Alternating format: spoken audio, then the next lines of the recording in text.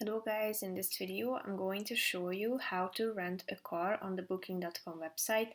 But first I just want to mention, don't forget to subscribe to my channel because at 10,000 subscribers I am going to show you my whole YouTube revenue statistics and growth strategy, how to make money online. Now let's jump into it. First of all, open the website, tap on the car rentals button at the top of the screen. And after that, you should select whether you would like to return the car to the same location or to a different location. And then you should select your pickup location. So type it in into the search bar and select from the options.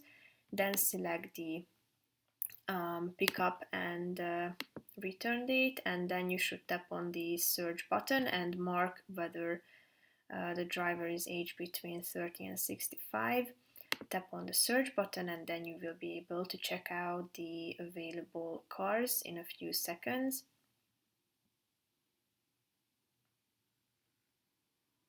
As you can see, the companies are being checked to find the best deals.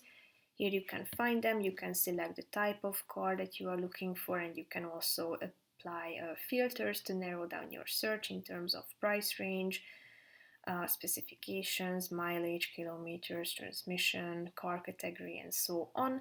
Tap on the View Deal button after finding the car that you would like to rent.